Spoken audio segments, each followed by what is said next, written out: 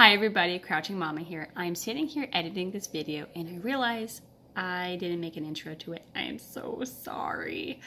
But what you're about to see is me teaching you how to make chili. Now this is chili without beans because chili actually doesn't have beans. I'm sorry to break it to you, but it's still good. You can add beans if you want.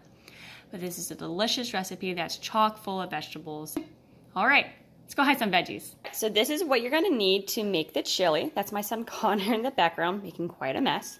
So full transparency, we are cutting down on our meat consumption. So I'm using vegan beef, ground beef. So you'll need 2 pounds of whatever protein choice you want. When we did eat meat, I liked using pork for this. So 4 cans of diced tomatoes, 1 can of tomato sauce. Then you're going to want 2 chopped up zucchinis, 4 bell peppers. So I did 2 yellow and 2 orange. I don't do red because the tomatoes are red. So this kind of gives it that pop of color. In here I have a teaspoon of chili powder, 3 teaspoons of cumin, a teaspoon of oregano, and then 4 cloves of garlic. So let's get cooking. All right. So we're going to be at our pot, and you're going to have it nice and warm. It's pretty warm. So I'm going to take our vegan meat, but you can take whatever protein you want. And dump it all in.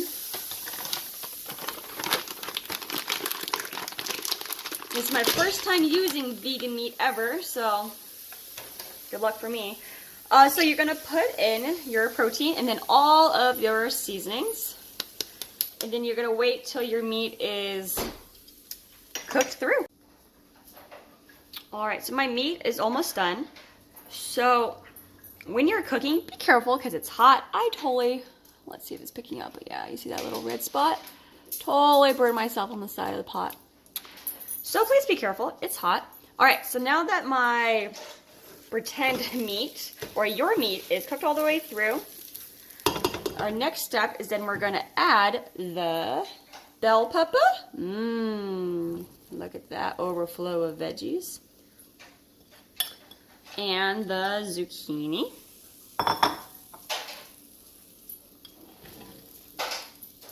All right, you're gonna stir that around till the vegetables are cooked a little bit. Look at that rainbow. Look at that rainbow. Oh, it's so beautiful. I have made this chili for years, and it's always a favorite amongst my family and friends. I actually made this last year, giant pot, for a baby shower because it was requested. So I promise this is super good, even with all the veggies. Now, if you notice, I don't have beans in my chili. Now, chili actually doesn't require beans. If you actually look up the definition of chili, you're not supposed to add beans. But if you're a rule breaker, you could totally add beans. All right, so now that your vegetables are cooked a little bit through, you're gonna add all of your tomatoes and tomato sauce. So the rest of the ingredients. Totally just spilled tomato sauce on my foot. Fantastic. My hand is throbbing.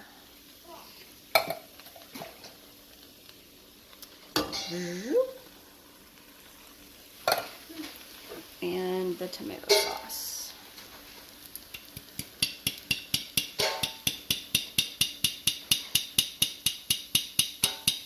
And then you're going to stir all this up.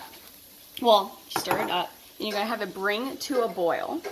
Then you're going to reduce the heat and simmer. Simmer uncovered for 10 minutes. Stir a little bit.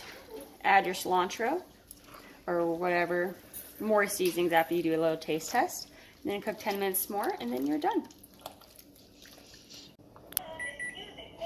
All right, so it's been 10 minutes. Give a nice stir. Ooh, it smells so good, you guys. I am super excited to eat it. All right, so now you're gonna add in, let that focus. There you go. All right, so now you're gonna add in, I like cilantro, so I'm adding in some cilantro. But you always wanna add in fresh herbs right before you eat it to gain them maximum flavor power. You always want to add dried herbs in the beginning because it takes a lot longer to penetrate the flavor of the food, and then fresh herbs at the very end. So now we're going to let it simmer for another 10 minutes, and then it is ready to serve any way you want.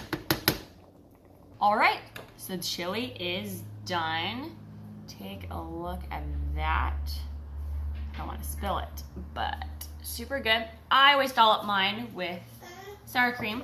So I have heard, oh, thank you, baby. So I have heard that a lot of people eat their chili a little different. Some people eat it like with Fritos, like the chips Fritos, or with cornbread, or on top of cornbread. Everyone eats it a little bit differently. I just like it in a bowl with sour cream. That's what I like.